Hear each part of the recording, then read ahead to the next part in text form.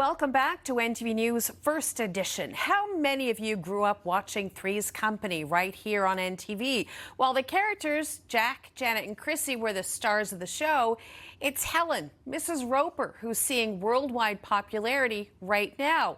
Well, joining me to discuss the Roper romp and why people around the world are donning their flashiest caftan and curly wig is Dr. Janine Hubbard with this week's Get Psyched.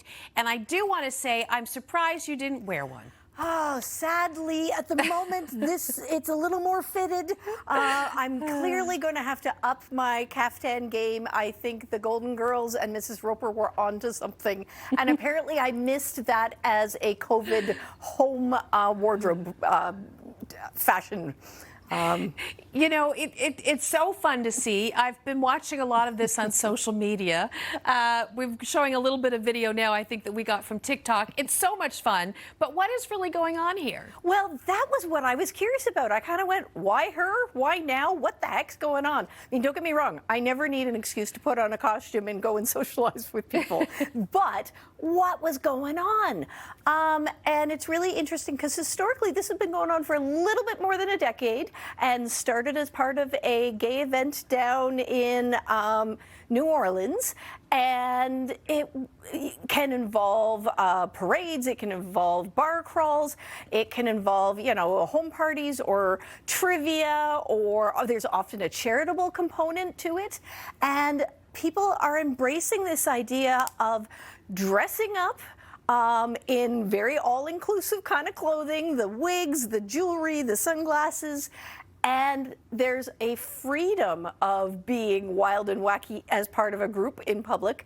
And there are people who are also finding, you know what, we're of an age that it's often hard to meet new friends, especially, but you're seeing a lot of people who, it's mostly Gen X and baby boomers, so seems to be people who grew up watching the show, maybe didn't fully understand, didn't embrace Helen, and are now at that stage of going, oh, I get her, and how cool is she? So why is it happening now? We're just of the age now? Is that it? Or is there some other reason? Well, there seem to be a few things. I think it is a nostalgia factor. Like I say, that age factor is kicking in. It is, I think we're re-embracing or re-understanding her role. Like I say, as a gay icon, many gay men talk about her being one of the first people who, even though the plot line, you know, might not have stood up terribly well, was just happy and open and hanging out with what she thought was her gay neighbor and being a very nurturing, mothering figure, totally embracing her sexuality in a way that women of that age would not have been doing at the time. Very much early feminist, totally in love with her husband, but putting him in his place, and just enjoying having a good time and kind of reaching a stage of life where, quite frankly, daytime cocktails, lounging, gossip with girlfriends, and really not given a hoot. There's something very powerful about that messaging. You know, I grew up watching Three's Company. It was in its first run when I watched it. Of course, I watched all the reruns. I think everyone in Newfoundland has watched those reruns. It did address some pretty important issues, and Mrs. Roper was such a strong feminist disguised in that moo-moo. And as you were saying, we didn't really quite get it at the time, what she represented. But boy, things are changing quickly in this world right now, and we need a Mrs. Roper. We do. We need a Mrs. Roper. We need an all-inclusive social activity. Again, we are part of a often neglected age group and demographic in terms of social events. And it's just a chance to let loose, have some fun. And again, a lot of people are empty nesters and suddenly going, it's really hard to make friends. Look, there are people who share this interest in common and are also open and willing to just kind of, you know, let loose a little bit, have some fun, often raise some money for charity.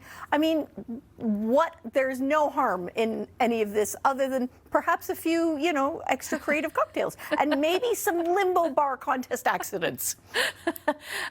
You have been doing some research on this for us for this week and for yourself. Yeah. And you posed a question in, an international group on Facebook. What were some of the responses to your questions? Oh my goodness, the warm fuzzies that I was getting out of just reading everyone's responses. It was interesting. I had certainly heard about just the shared love, finding common interests. Listen, especially since COVID, social opportunities are sometimes more challenging. I had one comment that talked about the ability to kind of be anonymous in that group, and also feeling like you're in on the joke. So if you're, going through Main Street of your town with a group of people and you're being loud and cheerful and you're playing theme songs, first of all, it attracts a lot of attention and makes people feel good, but it's oftentimes people are like, what the heck is going on?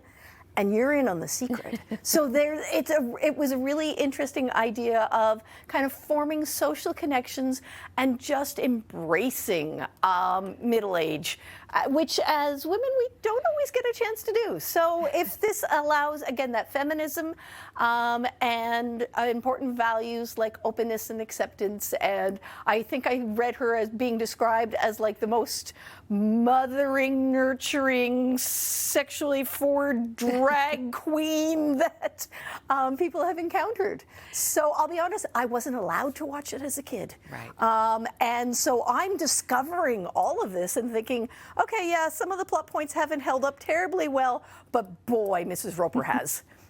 Well, we are out of time, but thank you so much. I have a funny feeling you and I are going to have to organize one of these Roper Romps. I'm kind of thinking the same. Yeah. Maybe also, with some 1970s retro casseroles from the family cookbook. Absolutely. Thank you so much. Thanks.